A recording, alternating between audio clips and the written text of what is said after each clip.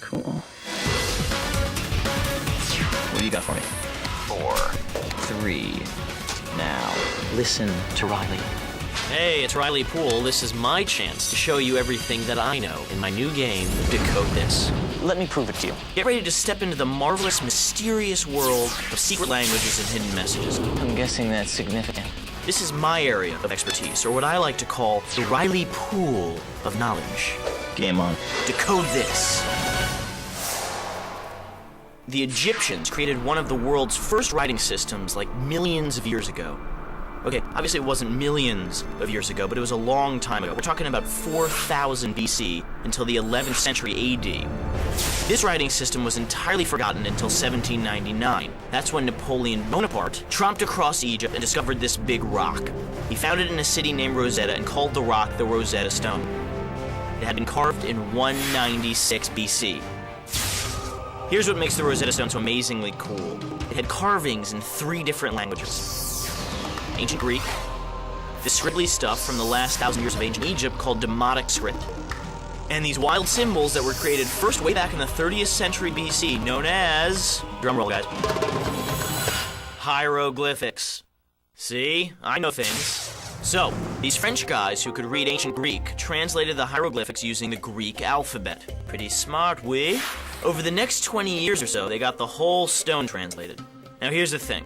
Hieroglyphics can be learned just like any other written language. They just look really mystical and magical because instead of using boring old T's or Z's, Egyptians used images like animals.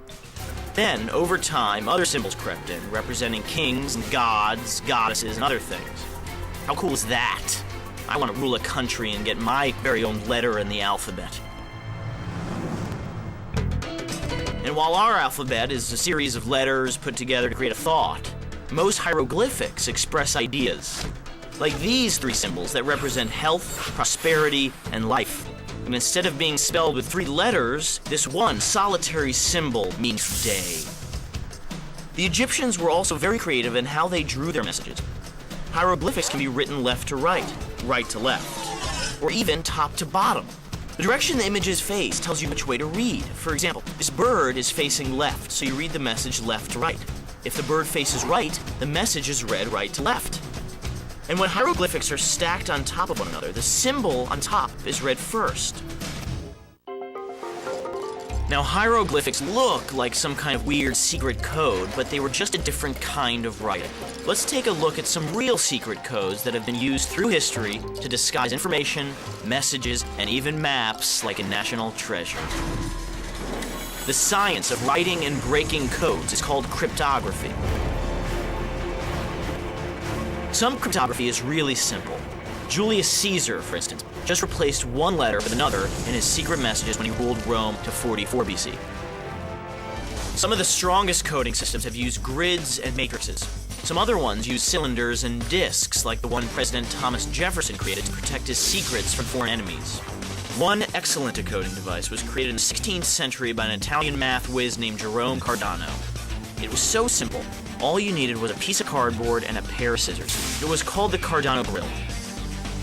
The Cardano grill is a piece of cardboard with windows cut out of it. And when placed on top of a message like this one, it revealed a hidden message. Which was the real message?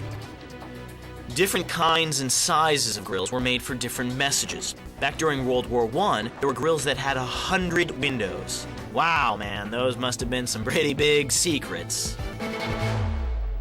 Over the course of history, people have found a lot of different ways to send secret messages. Morse code was developed in 1865, and it was used by warships and other military establishments to send messages back and forth and to call for help. That's the SOS thing. Spoken Morse code uses short and long sounds combined to represent letters. A short sound is called a dit, and a long sound is called a da.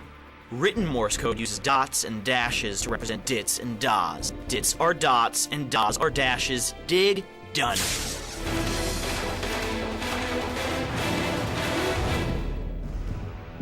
One of the most famous secret messages of all time was delivered from a borrowed horse in Boston in 1775. Paul Revere had the job of warning people that The British are coming! The British are coming! And the code was simple. 1 lantern if the British were coming by land, and 2 lanterns if the British were coming by sea. If the British decided not to come at all, Paul got the night off.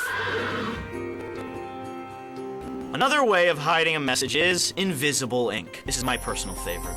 This can be made from chemicals, or very simply from milk or lemon juice.